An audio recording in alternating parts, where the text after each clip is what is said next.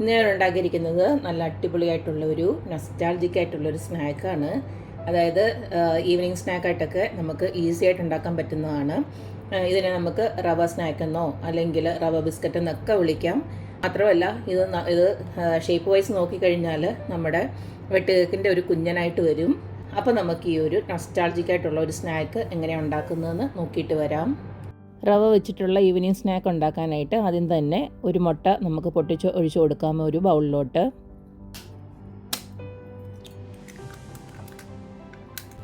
ഇനി ഇതിലേക്ക് നമുക്ക് ഒരു അരക്കപ്പ് പഞ്ചസാര ഞാനൊന്ന് പൊടിച്ചെടുത്തിട്ടുണ്ട്, അതൊന്ന് ഇട്ട് കൊടുക്കാം. മധുരം നിങ്ങൾക്ക് വേണമെങ്കിൽ കൂട്ടുകയോ കുറയ്ക്കുകയോ എന്താണെങ്കിലും ചെയ്യാം. ഇത് അത്യാവശ്യം മധുരം ഉണ്ടാവും. അടുത്ത ഇനി ഇതിലേക്ക് ഒഴിച്ചു കൊടുക്കുന്നത് 1 ടേബിൾ സ്പൂണ് ഓയിലാണ്. ഇനി ഇതിലേക്ക് നമുക്ക് കുറച്ച് ഏലക്കപ്പൊടി ഇട്ട് കൊടുക്കാം. ഏലക്കയും പഞ്ചസാരയോടെ ചേർത്തിട്ടുള്ള പൊടിയാണ്, ഒരു 1/2 സ്പൂൺ വരെ ഇട്ട് കൊടുക്കാം.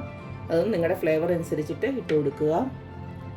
അടുത്തതിലേക്ക് ഞാൻ ഒരു നുള്ള് ബേക്കിംഗ് സോഡ ഇട്ട് കൊടുക്കുകയാണ്. ഇതെല്ലാം കൂടെ നമുക്കൊന്ന് നന്നായിട്ടൊന്ന് ഇളക്കി വെക്കാം.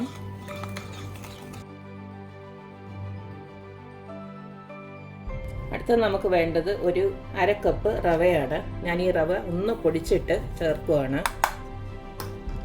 തീരെ നൈസ് റവയാണെങ്കിൽ നിങ്ങൾക്ക് പൊടിക്കാതെയും ചേർക്കാം. ഈ പൊടിച്ച റവ ഞാൻ ഇതിനകത്തോട്ട് ഇട്ട് കൊടുക്കുകയാണ്. അടുത്തതിലേക്ക് ഇട്ട് കൊടുക്കുന്നത് 1/2 കപ്പ് മൈദാപ്പൊടിയാണ്. ഇതിലേക്ക് ഒരു പൊടിക്ക് ഉപ്പിട്ട് കൊടുക്കുന്നുണ്ട് ഞാൻ. അടുത്തതിലേക്ക് ഒരു നുള്ളോളം ഞാൻ മഞ്ഞൾപ്പൊടി ഇട്ട് കൊടുക്കുന്നുണ്ട്. അത് ഓപ്ഷണലാണ്, വേണമെങ്കിൽ മാത്രം ഇട്ട് കൊടുത്താൽ മതി. നമുക്ക് ഈ ഒരു ഐറ്റം ഉണ്ടാക്കി വരുമ്പോൾ ഒരു നല്ലൊരു നിറം കിട്ടാൻ വേണ്ടി മാത്രം ഞാൻ ഇട്ട് കൊടുക്കുകയാണ്. ഇതെല്ലാം കൂടെ നമുക്ക് നന്നായിട്ടൊന്ന് ഇളക്കിയതിന് ശേഷം കൈകൊണ്ട് നന്നായിട്ടത് കുഴച്ചെടുക്കണം.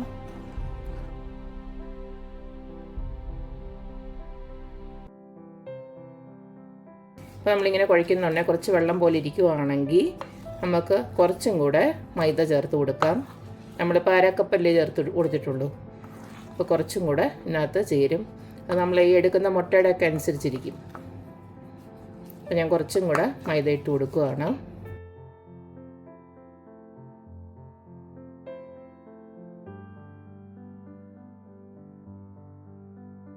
ഇപ്പോൾ ഇതിലേക്ക് ഞാൻ 2 ടേബിൾ സ്പൂണ് മൈദയോടെ ആഡ് ചെയ്ത് ഇതുപോലേക്ക് ഒന്ന് കുഴച്ചെടുത്തിട്ടുണ്ട്. ഇതിലേക്ക് ഇത്തിരി എണ്ണയൊന്ന് നമുക്കൊന്ന് സ്പ്രെഡ് ചെയ്ത് ഒരു 15 മിനിറ്റ് പോലെ 1/2 മണിക്കൂർ വരെ ഇതൊന്ന് റെസ്റ്റ് ചെയ്യാൻ വെക്കുക. അപ്പം നമ്മുടെ ഈ കുഴച്ച് വെച്ചുണ്ടല്ലോ ഏകദേശം 1/2 മണിക്കൂറിന് മേലെ ആയിട്ടുണ്ട്. ഇതിനെ നമുക്ക് ഇങ്ങനെ ഒന്ന് രണ്ടായിട്ട് അതുപോലെ ആക്കിയെടുക്കാം. എന്നിട്ട് നമുക്ക് ഈ ഒരു ചപ്പാത്തി പലകയിലോട്ട് ഇതുപോലൊക്കെ ഒന്ന് നീളത്തിലാക്കിയെടുക്കാം. ഞാൻ രണ്ടായിട്ടൊന്നുകൂടെ കട്ട് ചെയ്തിട്ട് കുറച്ചും കൂടെ ഇതുപോലൊക്കെ ഒന്നുകൂടെ എടുക്കുകയാണ്. കുറച്ച് കട്ടി വേണം, ഈ ഒരു കട്ടിയിൽ നമുക്ക് ആക്കിയെടുക്കാം. ഇതുപോലൊക്കെ ഒന്ന് കട്ട് ചെയ്തെടുക്കാം. നിങ്ങൾക്ക് ഇഷ്ടമുള്ള ഷേപ്പിൽ നിങ്ങൾക്ക് ഇങ്ങനെ വേണമെങ്കിൽ ഇങ്ങനെ എടുക്കാം, അല്ലേ ഇതുപോലൊക്കെ ഇങ്ങനെ ആക്കിയിട്ട് ഈ ഒരു ഷേപ്പിൽ ഇങ്ങനെ ആക്കിയെടുക്കാം. സ്ക്വയർ പോലെ ആക്കിയിട്ട് ഇങ്ങനെ എടുക്കാം. എന്നിട്ട് ഇതുപോലൊക്കെ ഒന്ന് ജസ്റ്റ് ഒന്ന് കത്തി വെച്ച് ഇങ്ങനെ ഒന്ന് ആക്കി കൊടുത്താൽ ഇങ്ങനെ വേണമെങ്കിൽ ആക്കിയെടുക്കാം. ഞാനിപ്പോൾ ഈ ഒരു ഷേപ്പിലാണ് ആക്കുന്നത്. ഒത്തിരി അങ്ങ് കട്ട് ആവരുത്, ഇത്രയും ജസ്റ്റ് ഒന്ന് ഇങ്ങനെ കട്ട് ചെയ്താൽ മതി.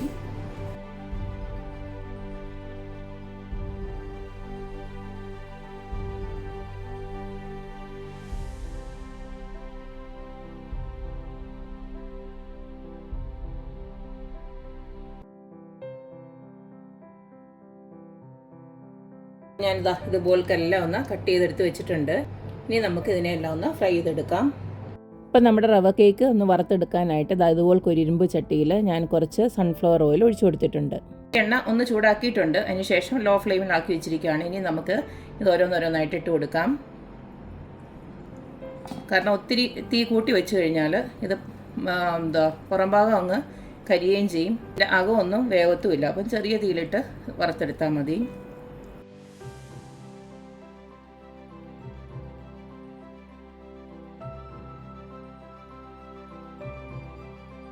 ചെറിയ തീ കിടന്ന് ഇതുപോലെ കൊന്ന് മൊരിഞ്ഞ് വരുന്നുണ്ട്, കണ്ടില്ലേ? ഇതിൻ്റെ ഒരു പരുവമെന്ന് വെച്ച് കഴിഞ്ഞാൽ വെളിയിൽ നല്ല ക്രിസ്പിയും അകത്ത് നല്ല സോഫ്റ്റും ആയിരിക്കും, എന്നാൽ വേവിയും വേണം, ആ ഒരു രീതിയിലായിരിക്കും. അപ്പം നമുക്കിനി ഒന്ന് കോരി മാറ്റാം. ഇതിപ്പം ചെറിയ തീയിലായതുകൊണ്ട് തന്നെ അകവും ഒരുപോൾക്ക് വെന്തിട്ടുണ്ട്.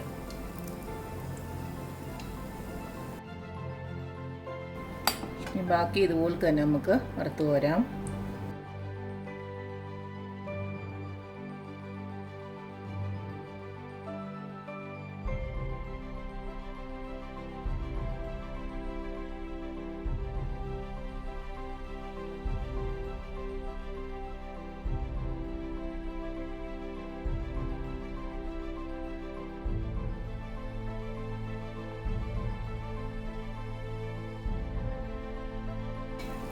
അപ്പം നമ്മുടെ ടേസ്റ്റി ആയിട്ടുള്ള റവ ബിസ്ക്കറ്റെന്നോ റവ കേക്കെന്നോ ഒക്കെ വിളിക്കാൻ പറ്റുന്ന ഈ ഒരു സ്നാക്ക് ഇവിടെ റെഡി ആയിട്ടുണ്ട്. ഇങ്ങനെ ചെറിയ തീയിലിട്ട് നന്നായിട്ട് 2 വശവും മൂപ്പിച്ചെടുത്ത് കഴിഞ്ഞാൽ നല്ല അടിപൊളിയാണ്. മാത്രമല്ല ഇത് കഴിക്കുമ്പോഴും നല്ല സോഫ്റ്റ് ആയിട്ടിരിക്കും, അകം നല്ല സോഫ്റ്റും പുറത്ത് നല്ല ക്രിസ്പി ആയിട്ടിരിക്കുന്ന ഒരു സിമ്പിളായിട്ട് ഉണ്ടാക്കാൻ പറ്റിയ ഒരു ഈവനിങ് സ്നാക്കാണ്. പണ്ടൊക്കെ ഞങ്ങളുടെയൊക്കെ ടൈമിൽ ഞങ്ങൾ സ്കൂളിലൊക്കെ വീട്ടിൽ വരുമ്പോൾ ഉണ്ടല്ലോ, നമുക്ക് ചായക്ക് അങ്ങനെ ബേക്കറി പലഹാരങ്ങളൊന്നും കാണത്തില്ല. ഒന്നെങ്കിൽ നമ്മുടെ ആവിയിൽ വേവിച്ചെടുത്ത എന്തെങ്കിലും ഇലയുടെയോ അങ്ങനെയൊക്കെ ഉള്ളതായിരിക്കും, അല്ലെങ്കിൽ പിന്നെ ഇങ്ങനത്തെയൊക്കെ ഉള്ളതായിരിക്കും നമ്മുടെയൊക്കെ സ്നാക്ക് എന്ന് പറയുന്നത്. ഇപ്പോഴത്തെ കുട്ടികൾക്ക് എന്തൊക്കെ ഓപ്ഷനല്ലേ. അപ്പം പണ്ട് നമുക്ക് ഒരു നൊസ്റ്റാൾജിക്കാണ് പിന്നെ ഇങ്ങനത്തെ കേക്കും അല്ലെ ബിസ്ക്കറ്റ് എന്നൊക്കെ പറഞ്ഞ് നമ്മൾ കഴിച്ചുകൊണ്ടിരുന്ന ഇങ്ങനത്തെയൊക്കെ സാധനങ്ങൾ. ഇതിനകത്ത് പിന്നെ റവയും കൂടെ ചേർത്തേക്കുന്നതുകൊണ്ട് തന്നെ അതിൻ്റെ ഒരു ടേസ്റ്റ് പ്രത്യേകതയുണ്ട്, നല്ല ടേസ്റ്റാണ്. അത് മാത്രമല്ല ഇപ്പോഴത്തെ കുട്ടികൾക്ക് ഇതിൻ്റെയൊക്കെ രുചി ഒന്ന് പഠിപ്പിച്ചു കൊടുക്കുകയും വേണം. അപ്പോൾ ഈ ഒരു സ്നാക്ക് എല്ലാവരും ഒന്ന് ഉണ്ടാക്കി നോക്കുക, അഭിപ്രായങ്ങൾ അറിയിക്കുക. അപ്പോൾ എപ്പോഴും പറയുന്ന പോലെ തന്നെ എൻ്റെ റെസിപ്പീസ് ഇഷ്ടമുള്ള എല്ലാവരും please like, share and subscribe. അപ്പോൾ ഇനിയൊരു അടിപൊളി വീഡിയോ ആയിട്ട് വരുന്നവരേക്കും ബൈ.